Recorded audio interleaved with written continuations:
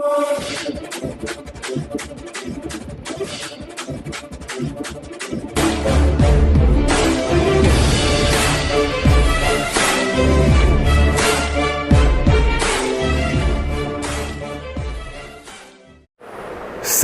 जय किसान में रवि आजाद।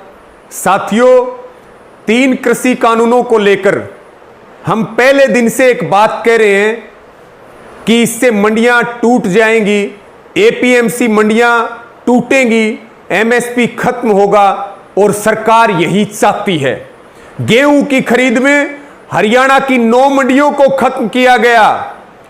1 अक्टूबर से यानी कि आज से बाजरे की सरकारी खरीद होनी थी, जिससे सरकार ने हाथ खींच लिए और सरकार कह रही है मंडी में मत आओ, मंडी में नहीं आना, क्योंकि मंडियां तोड़नी हैं, हम आपको 600 रुपए घर बैठे देंगे।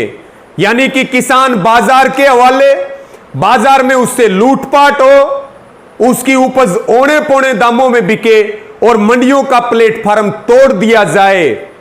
अगर आपके पास इतने ही पैसे हैं खट्टर जी, तो फिर हमें खैरात नहीं चाहिए, हमें हमारा हक चाहिए। हम अपना बाजरा एमएसपी के ऊपर मंडियों में बेचेंगे। इसी के साथ में अब एक और फरमान आ गया है। धान उत्पादक जो जिले हैं, पहले सरकार ने कहा 25 सितंबर से खरीद करेंगे, उसके बाद कहा 1 अक्टूबर से खरीद शुरू होगी। अब 30 सितंबर को फिर एक बार भारत सरकार की रात को चिट्ठी आती है कि 11 अक्टूबर से खरीद शुरू होगी। 15 लाख क्विंटल धान मंडियों में अटा पड़ा है, मंडियों में पैर रखने की जगह नहीं है।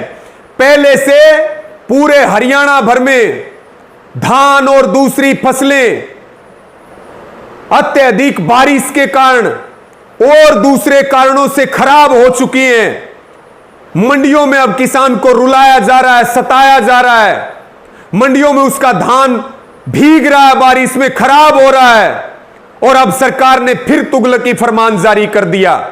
हमने कहा मंडियां नहीं रहेंगी, एमएसपी नहीं रहेगा।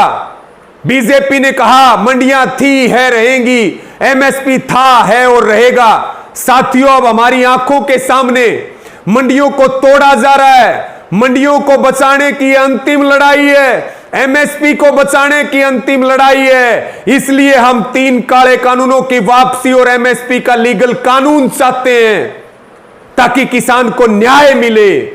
और साथियों, इसी के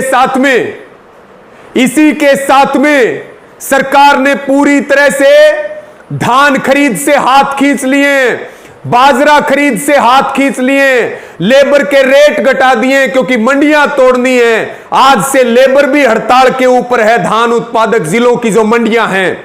इसलिए हमारी सरकार को सीधी चेतावनी है, बाजरे की खरीद तुरंत शुरू की जाए।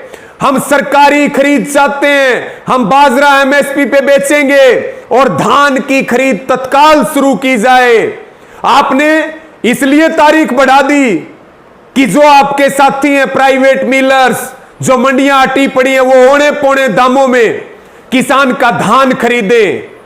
और ये सरकार को सीधी चेतावनी है, या तो सरकार सरकारी खरीद शुरू करे, धान की सरकारी खरीद शुरू करे, बाजरे की सरकारी खरीद शुरू करे, नहीं तो फिर हरियाणा वाले तैयारी कर लें इस सरकार को खड्डा खोद के दफन करने की, इस सरकार को मिटाने की, इस सरकार को कुर्सी से खींच करके और मिटाने का वक्त आ चुका है, मिट्टी में मिलाने का वक्त आ चुका है। खट्टर जी और दुष्यंत जी कान खोल करके सुन लें, अब जो है ईंट से ईंट बजेंगी, अब आर पार होगा, अब जो है आमने सामने की बात है। इसलिए यह सरकार को चेतावनी, आज से खरीद शुरू होनी थी, सरकार खरीद शुरू करे, और नहीं तो टकराने के लिए और अंजाम भुगतने के लिए तैयार रहे। मैं हरियाणा के सभी किसान भाइयों से, युवा साथियों से और सभी किसान संगठनों से निवेदन करता हूं कि वो तैयारियां करें। आज का मौका सरकार के पास है। कल 2 अक्टूबर से गांधी जयंती से साथियों हरियाणा की इन मंडियों को ताड़े मारने पड़ेंगे। तैयारियां करो, ताड़े मारेंगे। और इसी के साथ में जो जिले के डीसी हैं उनके कार्यालयों में अब धान की बाजरे की मंडियां लगानी पड़ेंगी, मंडियां वहां लगानी पड़ेंगी। और साथियों ये भी निवेदन है, ये बीजेपी के जितने एमएलए हैं, जेजेपी के एमएलए हैं, बीजेपी के एमपी हैं और जो बड़े नेता हैं इनके घरों को घेरने की तैयारी करो। अपनी ट्रालियों में धान और बाजरा भरेंगे और जो बीजेपी जेजेपी के नेता और एमएलए एमपी हैं इनके घरों के बाहर डेरा डालेंगे, इनको घरों के अंदर बंद रखेंगे और वहीं अपनी ट्रालियां खड़ी करेंगे और जब तक वहां रहेंगे जब तक सरकारी खरीद शुरू नहीं हो जाती है। इस वीडियो को शेयर करें, सारे हरियाणा वाले तैयारी करें और जोरदार तैयारियां करें इनके घरों को घेरने की, डीसी ऑफिस को घेरने की और ईंट से ईंट बजाने की तैयारी करें। या तो सरकार खरीद शुरू कर ले, नहीं तो गांधी जयंती से जो गोडसे की भक्तों वाली पार्टी है उसकी जड़ें उखाड़ने का काम शुरू किया जाएगा। ट्रालियां भरी जाएंगी और इनके घरों के बाहर डेरे डाले जाएंगे और ना कोई घर से बाहर आ पाएगा, ना कोई अंदर जा पाएगा। यह बात कान खोल करके सुन ले। इस वीडियो को शेयर करें साथियों। धन्यवाद। जय जवान जय किसान।